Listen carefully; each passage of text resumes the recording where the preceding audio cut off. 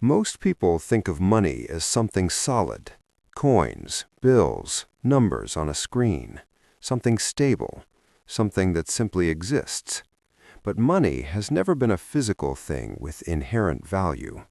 At its core, money is an agreement, a shared belief that what you hold today will still be accepted tomorrow.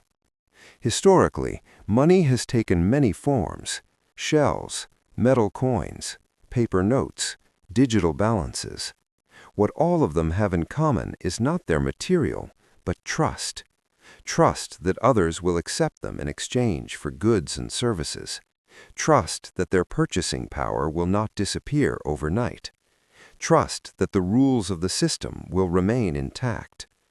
This is where a critical misunderstanding begins. Money is not wealth.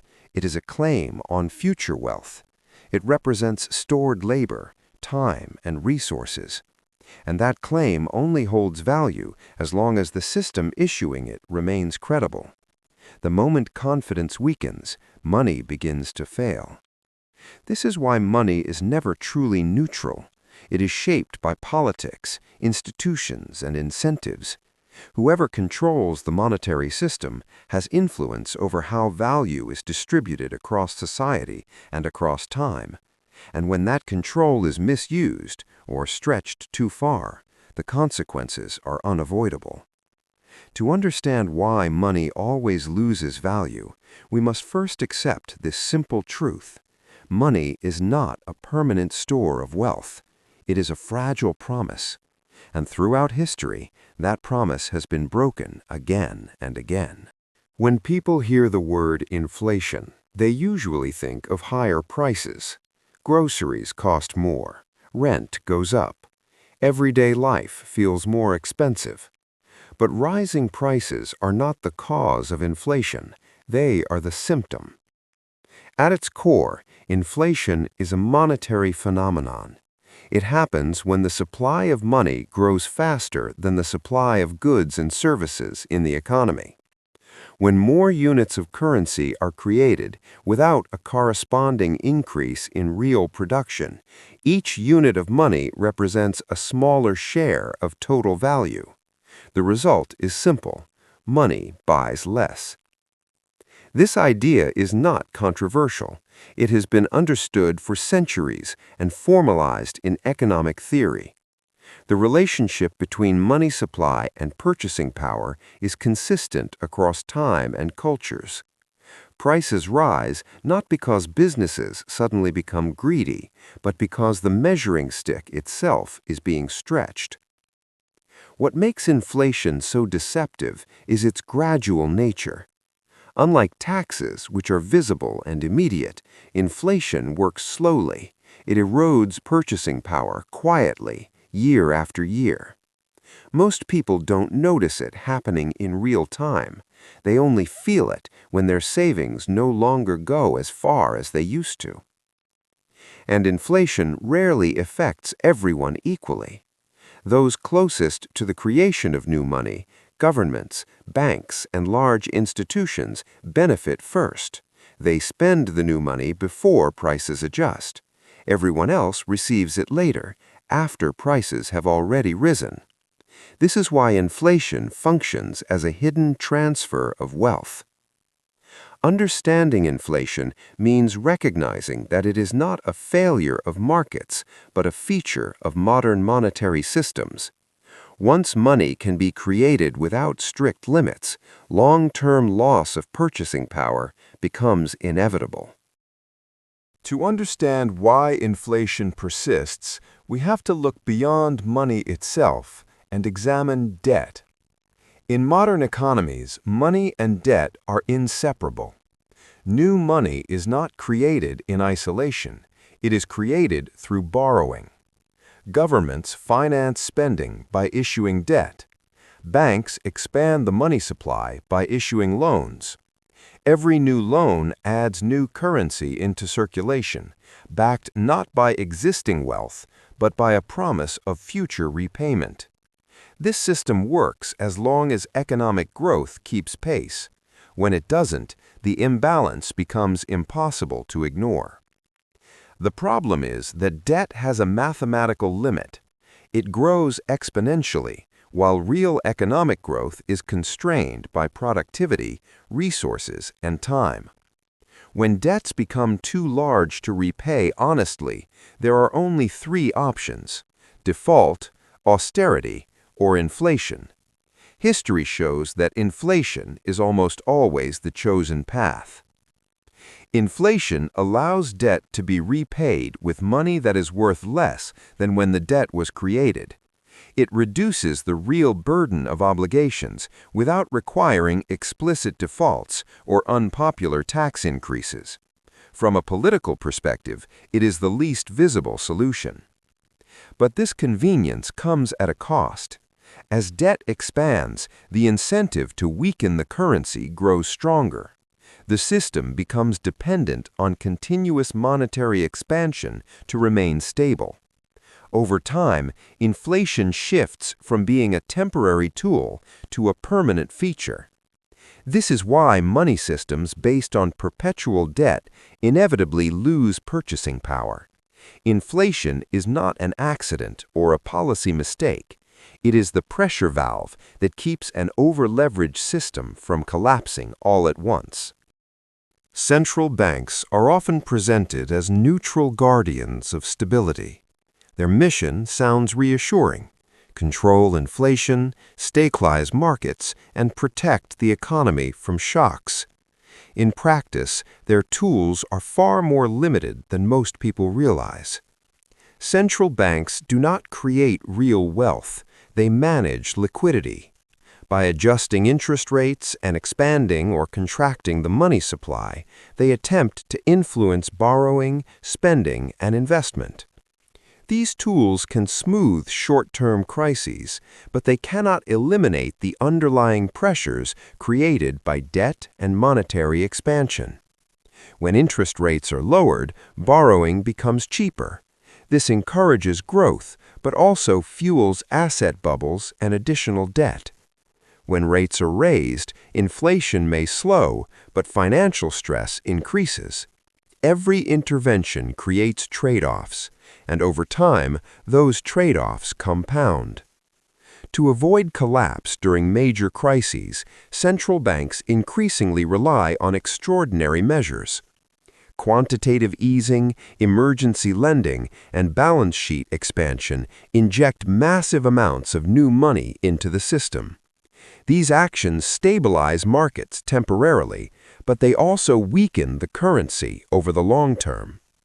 The result is a cycle of dependency. Markets begin to expect intervention. Governments rely on low borrowing costs. Debt levels rise further, and central banks become trapped, unable to reverse course without triggering instability. This is the illusion of control. Central banks can delay consequences, but they cannot remove them. By prioritizing short-term stability, they sacrifice long-term purchasing power. Inflation becomes the silent cost of maintaining the appearance of order. Inflation does not affect everyone equally. While it is often described as a general rise in prices, its real impact depends on where you stand in the economic system. Those closest to newly created money benefit first. Governments can spend before prices fully adjust. Large institutions borrow at favorable rates. Asset holders see stocks, real estate, and financial instruments rise in nominal value. This effect is known as the Cantillon effect, and it explains why monetary expansion tends to increase inequality. Ordinary workers experience inflation differently. Wages adjust slowly, if at all. By the time salaries rise, the cost of living has already increased. Everyday essentials, food, energy, housing, consume a larger share of income, leaving less room for savings or long-term planning. Savers are hit the hardest. Money held in cash or low-yield accounts steadily loses purchasing power. Even conservative saving becomes a losing strategy when inflation consistently exceeds interest rates. Over time, discipline is punished, while debt is rewarded. This creates a quiet redistribution of wealth, not through legislation or visible taxation, but through monetary design. Inflation transfers value from those who earn and save to those who borrow and spend early. Because the process is gradual, it rarely triggers public outrage. There is no bill, no announcement, no vote. Yet the effect is persistent and cumulative. The invisible tax does not ask for consent. It operates continuously, reshaping society from the inside. And for most people, it remains unseen until the damage is already done. In theory, inflation is controlled through monetary policy. Central banks raise interest rates to slow borrowing, reduce spending, and cool economic activity. Governments promise fiscal discipline, balanced budgets, and long-term stability. On paper, the system appears sound. In practice, powerful incentives work against lasting restraint. Modern economies are built on debt. Governments rely on borrowing to fund operations. Corporations depend on cheap credit to grow. Consumers are encouraged to spend rather than save. In such an environment, tight money becomes politically and economically painful. When inflation rises, central banks face a dilemma. Raising rates too aggressively can trigger recessions, market crashes, and unemployment. Keeping rates low risks further currency debasement. Most of the time, policymakers choose the path of least resistance, controlled inflation rather than short-term economic shock. History supports this pattern. From post-war economies to modern financial crises, inflation is often reduced temporarily, only to return when pressure builds again. Long-term price stability is the exception, not the rule. This does not mean inflation is a failure of competence. It is a structural feature of fiat systems designed to remain flexible in times of crisis. The question, then, is not whether inflation can be stopped forever, but whether individuals can protect themselves from its effects. That shifts the focus away from policy and toward personal strategy, which is where the real decisions begin.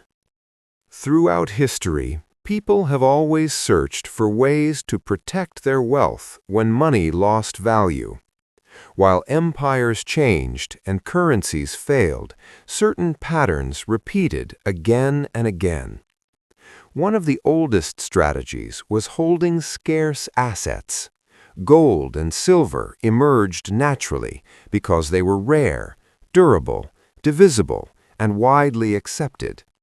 Unlike paper money, they could not be created at will. Across civilizations, from ancient Rome to medieval Europe, precious metals served as a refuge during periods of inflation and monetary collapse. Land was another traditional store of value. While prices fluctuated, productive land retained usefulness and scarcity. In times of currency debasement, ownership of real assets often preserved purchasing power better than holding cash. Some societies turned to foreign currencies or parallel monetary systems when trust in the official money declined. This occurred repeatedly during hyperinflation episodes, where people informally adopted alternatives to survive daily trade. Others invested in skills, businesses, or trade networks. While not immune to inflation, productive capacity allowed individuals to adapt more effectively than passive savers. The key lesson is not that one asset was perfect, but that diversification away from debasing money was essential. People who relied entirely on state-issued currency suffered the most during periods of monetary instability. History shows that when trust in money erodes, people instinctively move toward assets that are scarce, independent, and difficult to manipulate. Modern tools may differ, but the underlying human response remains remarkably consistent. While the patterns of monetary decline repeat throughout history, modern money operates under conditions never seen before. The scale, speed, and global coordination of today's financial systems have fundamentally changed how inflation affects societies. Unlike historical empires, modern states are no longer constrained by physical money. Fiat currencies exist primarily as digital entries, allowing central banks to expand the money supply instantly and at unprecedented scale. This ability removes natural limits that once slowed monetary debasement. Globalization has further amplified this effect. Financial systems are interconnected, meaning monetary decisions in one major economy ripple across the world. Inflation is no longer a local phenomenon. It becomes global, influencing food prices, energy costs, and housing markets everywhere. Another critical difference is debt. Modern economies operate on historically extreme levels of public and private debt. Servicing this debt requires constant monetary expansion, making inflation not an accident but a structural necessity. Reducing the money supply would trigger widespread defaults and economic contraction. Technology has also altered perception. Inflation often feels invisible because prices rise gradually, wages lag behind, and official statistics understate lived experience. While the system appears stable, purchasing power erodes quietly year after year. Perhaps most importantly, trust is managed through institutions rather than scarcity. Modern money relies on policy credibility, regulation, and confidence, not on intrinsic limits. This creates a fragile equilibrium.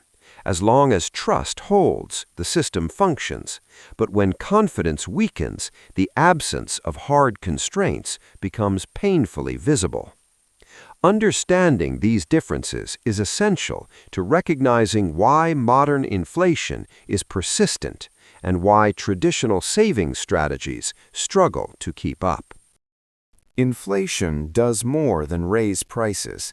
It quietly reshapes society over time.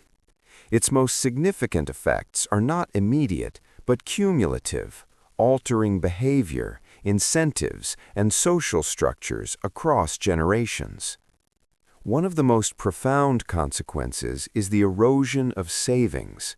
Money set aside for the future steadily loses value, discouraging long-term financial planning. This forces individuals to take greater risks simply to preserve purchasing power, increasing exposure to market volatility and financial instability. Inflation also widens inequality. Those closest to newly created money, governments, financial institutions, and asset holders benefit first, while wage earners experience rising costs before incomes adjust. Over time, this transfer effect concentrates wealth upward without explicit policy decisions. Social trust is another casualty. When people notice that money buys less each year, confidence in institutions weakens. This erosion of trust can manifest as political polarization, social unrest, or declining faith in economic systems that once promised stability. Long-term inflation distorts priorities. Instead of focusing on productivity, innovation, and value creation, economies shift toward speculation and asset accumulation. Housing, stocks, and scarce assets become financial shields rather than productive tools.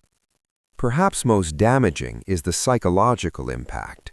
Inflation changes how people perceive time, risk, and security. The future feels less predictable, encouraging short-term thinking over long-term responsibility. While inflation may appear manageable in annual statistics, its true cost is revealed only over decades. It reshapes societies quietly until the cumulative damage becomes impossible to ignore. The question is not whether inflation can be reduced, but whether it can ever be permanently stopped. History suggests a clear answer. Inflation can be slowed, managed, or temporarily suppressed, but not eliminated within debt-based monetary systems.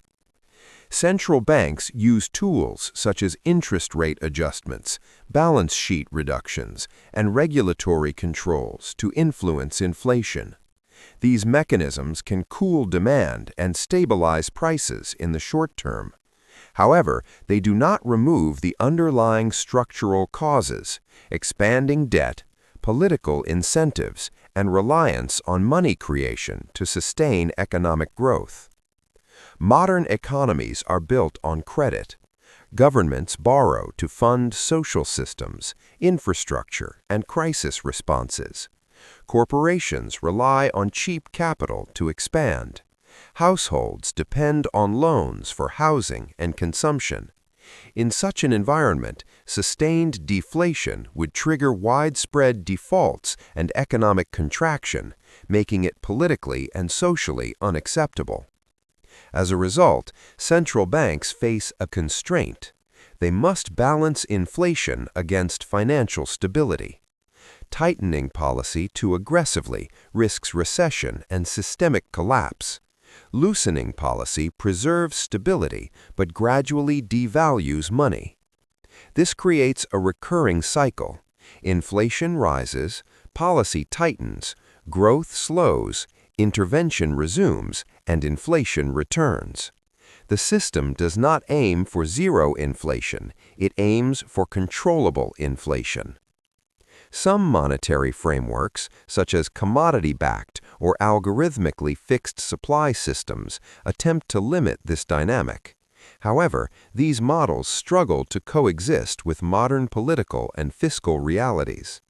In practice, inflation persists not because it is accidental, but because it is functional within the current system. The real question becomes not how to stop inflation, but how individuals and societies adapt to its permanent presence. If inflation is a permanent feature of modern monetary systems, the focus shifts from prevention to protection. While individuals cannot control central bank policy or government debt, they can make informed decisions to reduce the erosion of their purchasing power. The first step is understanding that holding cash long-term is a guaranteed loss in real terms. Inflation silently reduces value year after year. Liquidity is useful for short-term needs, but excessive cash savings expose individuals to ongoing depreciation. Historically, assets with scarcity and productive capacity have preserved value more effectively. These include equities tied to real economic output, real estate with income potential, commodities with limited supply, and in recent years, digital assets designed with fixed issuance rules. Each carries different risks, volatility, and regulatory considerations, but all share one trait: they exist outside pure fiat expansion. Diversification is essential. No single asset provides absolute protection across all economic environments. A balanced approach reduces dependency on any one system or policy decision. Equally important is time horizon.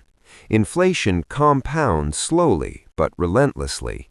Long-term strategies outperform reactive short-term decisions driven by fear or headlines. Finally, financial literacy itself is a form of protection. Understanding how money functions, how inflation is created, measured, and managed, allows individuals to evaluate claims, avoid false security, and recognize structural incentives. Inflation does not destroy wealth overnight. It erodes it quietly. Those who understand the mechanism can position themselves not to escape the system entirely, but to navigate it with clarity, resilience, and informed intent.